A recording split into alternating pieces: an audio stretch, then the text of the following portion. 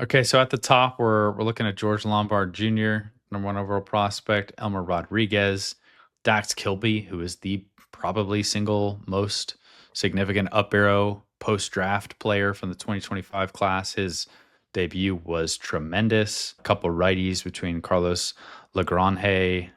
Please correct me on the pronunciation if I'm butchering that, but I think I've heard Josh say it like that. And then Ben Hess rounding out the top five. How excited about George Lombard and some of these other guys are you right now? Yeah, I like George Lombard Jr.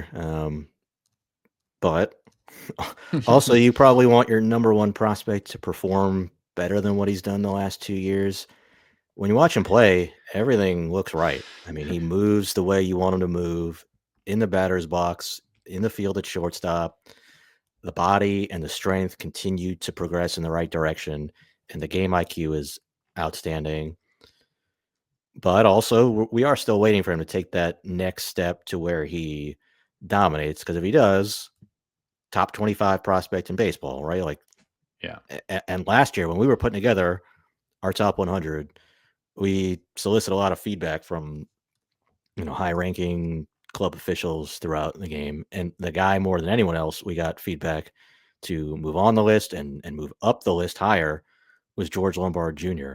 And that was after he hit in his first season, he hit 231, 338, 334 Right. between low A and high A, and most of that was in low A. So the slash line wasn't great, but the reports were still strong. So, this year I'm hoping, okay, it's all going to come together for Right. him. And he hits well early in high A. Maybe some good luck in there in that performance to start, but either way, 24 games, not a huge sample, but he hit well.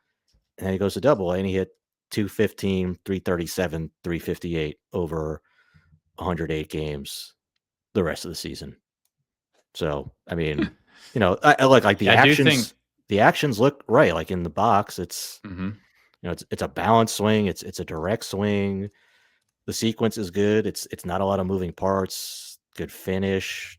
The strike zone judgment too that he has is one of his better traits. But the bat to ball skill is not as good as I would have expected. Mhm. There is some more swing and miss there than you would like. The bat path itself, I think, leaves him susceptible to fastballs at the top of the zone.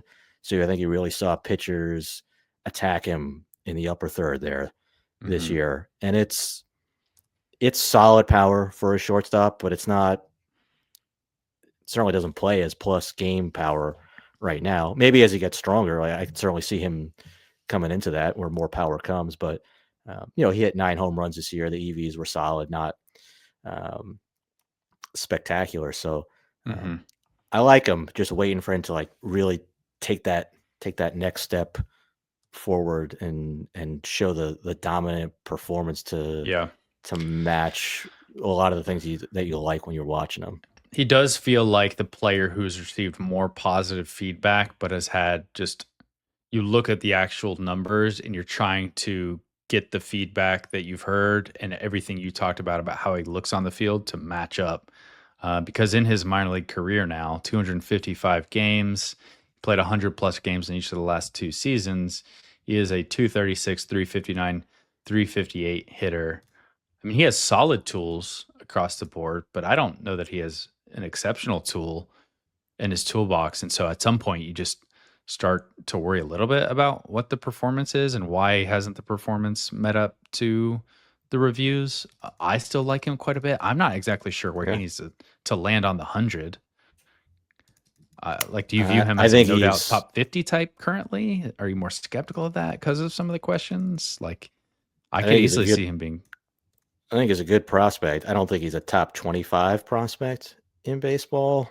Mm, I think it's a good question if he belongs in the top 50 or not. yeah. I could see the case either way. I just feel like once you're into that range, 25 to 50, I feel like it becomes defensible, but it feels hard for me to think that there aren't going to be some other hitters that I'm just a little more confident in because they've kind of gone out and done it. Um, although at the same time, like all of the tools you like, all the feedback is good. He hits the ball hard. He's getting on base. He walks.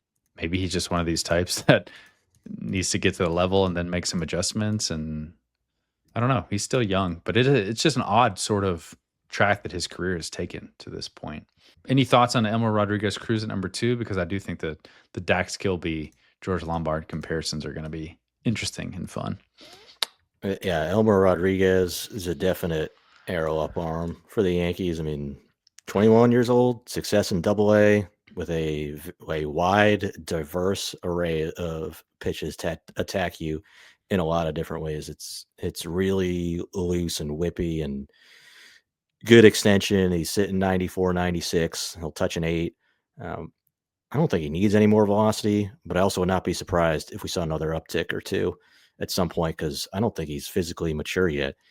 But either way, four seamer, two seamer also that I really like because it's got like 16 inches of arm side run on it. It's just a lot of wiggle to that pitch, and then he'll throw 4 different off speed pitches at you, or 3 maybe depending how you want to classify sleeper or sweeper versus slider. But it's definitely 2 distinct shapes that he's manipulating. The slider is the more cuttery. The sweeper is the one that really pairs well off that 2-seamer running the opposite direction. It's got that wide lateral break to it and misses a lot of bats. Curveball, Josh has that graded out as a future above average pitch, and the splitter is another high swing and miss pitch for him. So I could definitely see him at some point becoming a mid-rotation arm, a mid-rotation starter, and being ready to might be ready to contribute to the varsity team at some point in 2026.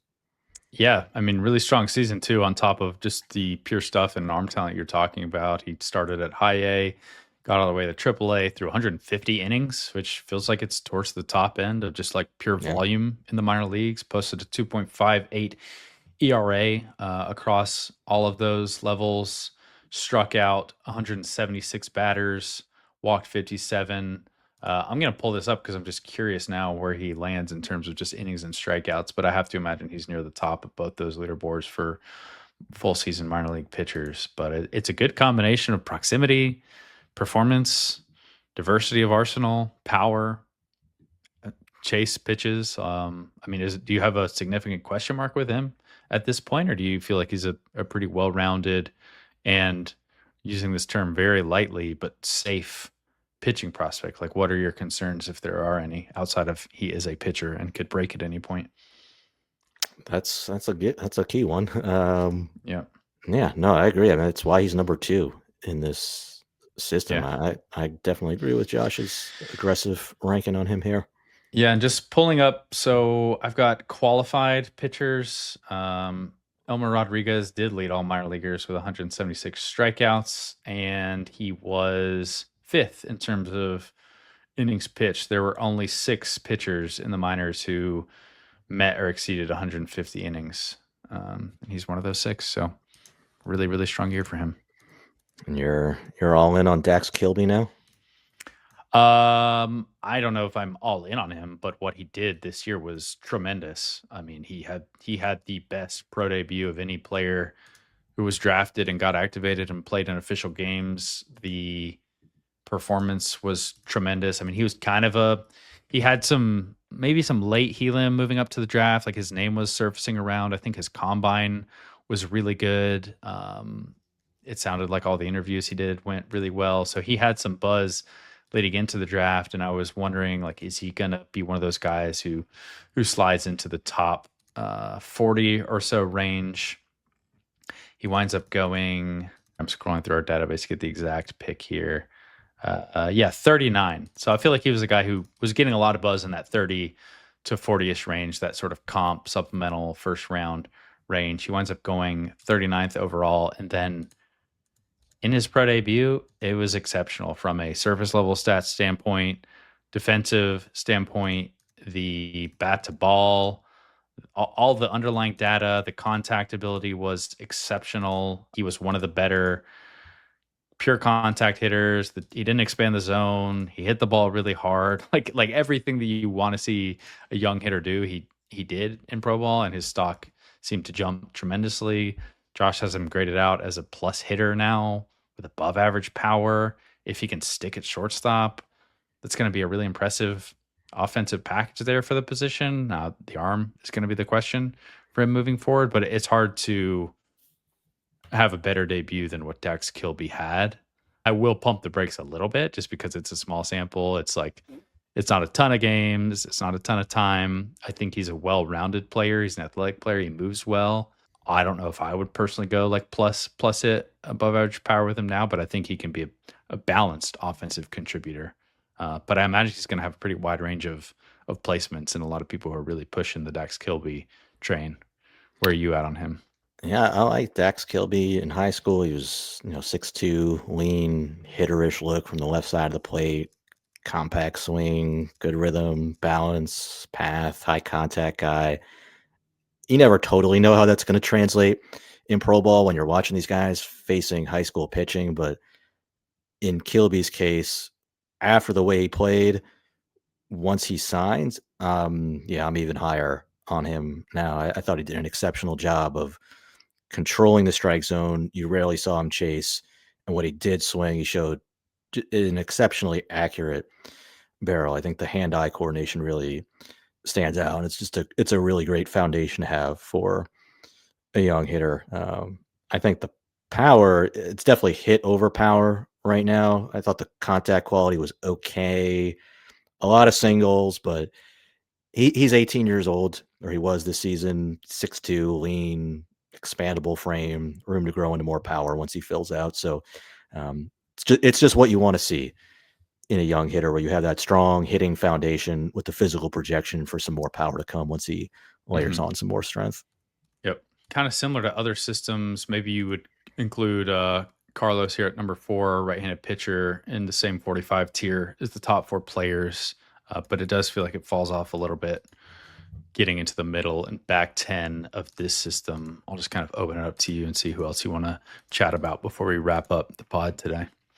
Yeah, a couple arms before we get to Spencer Jones. Yeah, I mean, Carlos Lagrange is just an enormous human being with an enormous fastball. 6'7". He's listed at 250. He looks even bigger. I mean, he comes at you downhill, 102. It's got carry.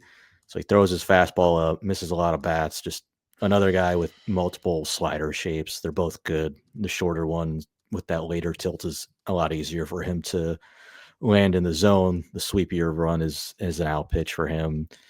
The two really encouraging things that we saw from him this year were, one, he stayed healthy. That was an issue for him previously. He only threw 21 innings the year before. This year he threw 120 innings. He made 23 starts. So, and the second is his control, which, look, it's still a weakness, but the previous 2 years he'd walked 15% of batters. This year was 12%. And it was only 7% in high A, and then it spiked back up once he got promoted to Double A. But ultimately, I think a lot of scouts still do expect him to end up a reliever. That was definitely my thought a year ago. I think he's at least increased his chances that he could, that he should continue to develop as a starter. But yeah, I mean, ultimately, I would not be surprised if he does settle into a relief role long term. Yeah. And then maybe some similarities there with Hess, just in terms of the physicality. I know coming out of college, there were some maybe question marks about Hess's just strike throwing ability, but the walk rate was a little bit better than what he showed in his draft year. He also has some power stuff to throw at you from a big frame, up to 97. He did miss some time this year with a non-arm injury, which is nice to hear for a pitcher. He struck out 139 batters in 103.1 innings, above average fastball, maybe a plus slider, maybe solid average or above average control for Hess. Do you view these two in a similar tier? It's just interesting thinking about some of the physical similarities with them. Yeah, I think so. Yeah, two enormous human beings with some similar upside, similar risk. Bryce Cunningham, I thought we saw a lot of good things was your from guy. him. Yeah, until he missed a couple months with a shoulder injury, and then he came back at the end of the year, and he was throwing these like 1-2 inning bursts for a handful of outings, and in those 7 2/3 innings when he came back, he walked 8 and gave up 8 runs, and then he went to the Arizona Fall League. Made 5 starts, only threw 13 innings, still gave up 19 runs and more walks and strikeouts. So really discouraging end to the season. But when he was healthy, fastball sitting 93, 95, touch of 7, high carry, 7 feet of extension. It's a strong fastball, like some similarities to your Savage in that respect. And then got a lot of miss on the secondaries too. Yeah, especially like the changeup is a swing and miss pitch. It's a solid enough slider. I really like that pick for the Yankees, being able to get him in the second round in 2024. So I like Bryce Cunningham. Ooh, shoulder injuries, though, always worry me. And then the way he came back after it definitely spooked me. So hopefully that's just a temporary blip for him. Right. Okay. Well, we probably circled the wagon. Now we can talk about Spencer Jones, maybe the most famous prospect in the system, just given how he's talked about in the league at large, maybe the amount of time he's been in the system, program he came from, draft capital, etc. He's at 6 on the list here. He is a very extreme offensive profile. The best 90th percentile exit velocity of all of the top 10 hitters in this division we have data for, 109.3 miles per hour. His average exit velocity was also the best, just over Samuel Basallo's, nearly 95 miles per hour on average. Max velocity, or max EV, excuse me, only behind Basallo. And then you look at the contact quality, and he is at the absolute bottom in terms of contact quality. His miss rate was north of 42%. His in zone miss rate was north of 32%. The chase rate north of 30%. It's a lot of power. It's a ton of strikeouts. We don't have him in a range where he's going to be in consideration really for the top 100. Are you at all optimistic about Spencer Jones carving out some sort of major league role, just given the power and some of the athleticism he has, or do you think it's just a hit tool that's maybe going to be unworkable? It's, he's 6'7". He's got 80 raw power. It's a good place to start to have 80 raw power. Who has more raw power than him in the minor leagues? Maybe Tony Blanco Jr. with the Pirates might be number one. Guys like Alexander Ramirez with the Angels, or Kemp Alderman with the Marlins, or Tyson Lewis with it's a very small number of players. Like Spencer Jones is right there in the conversation for most raw power in the minors. And, I will say Spencer Jones, at least in terms of the slash line, has now performed all the way up through AAA. He hit 274, 342, 555 in 67 games in AAA this year as a 24-year-old. And between AA and AAA, he hit 35 home runs. So my thoughts are that, one, Spencer Jones is a great prospect to have in your organization. He's a huge athletic left-handed hitter with 80 raw power who's now performed at AAA and is only one level away. But yes, I am skeptical of him developing into an impact regular, into an above average everyday player. Anytime you have a 6'7" hitter, your swing is just going to have holes where you're going to have strikeouts, and that's obviously the case with Spencer Jones. There's length, and then the path itself is not conducive to a lot of adjustability, so he has to be very precise with his timing to make contact, and you can see that in the 43% miss rate that he has. It's just an extraordinary amount of swing and miss. So if he were Joey Gallo, which I was about to bring Joey Gallo up. yeah, it is a name that I think a lot of people want to throw out because of the size and the left-handed power, strikeouts, maybe the arm strength too. But Joey Gallo also walked a ton. Joey Gallo led the league in walks one year. He walked a lot in the minor leagues. And Spencer Jones 2021 led the league with 111 walks, led the league with 213 strikeouts, homered 38 times. A true 3 outcomes season. All-star, Gold Glover that year as well. He has people who love him and people who can't stand him. It's a very polarizing player just to have on your own favorite team. Mhm. But Spencer Jones doesn't do that, right? He already has a huge strike zone that he has to cover, and he just doesn't do himself any favors because he will swing at a lot of pitches outside the zone. And if you're going to strike out like he does, you need to draw more walks to offset some of those strikeouts, and just to swing at better pitches, obviously too, in general. So I love the power, and I would love to see him figure it out.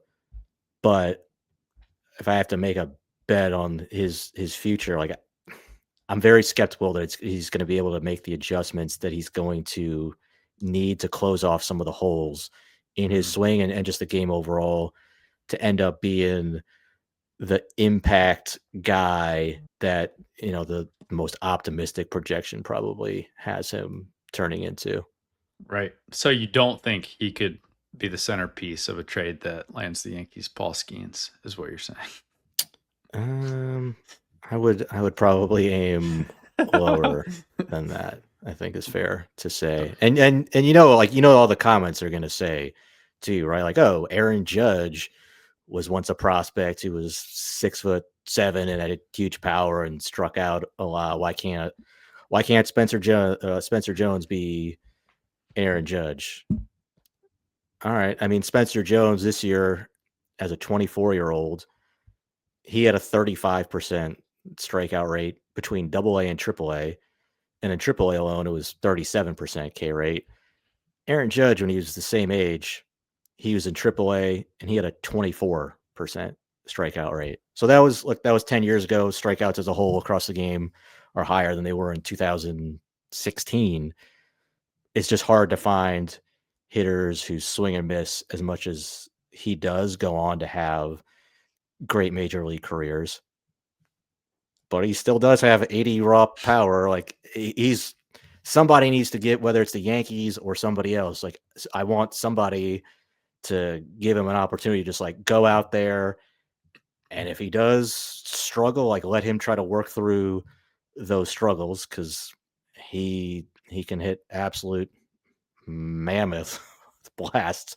And he's hit all the way through AAA. So somebody needs to just give him an opportunity to like play every day Yeah. in the big leagues and see if he can make that adjustment to figure it out and for everything to click for him.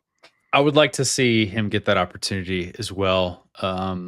If he does and it doesn't pan out, or if he just doesn't get that opportunity, though, I would love to see a situation like the NBA has this. I can't remember his name because I'm not a big NBA guy, but they have some player who's always in the G League, but he's a tremendous dunker, and they always bring him to the slam dunk competition Is at the that All-Star Mac game. McClung?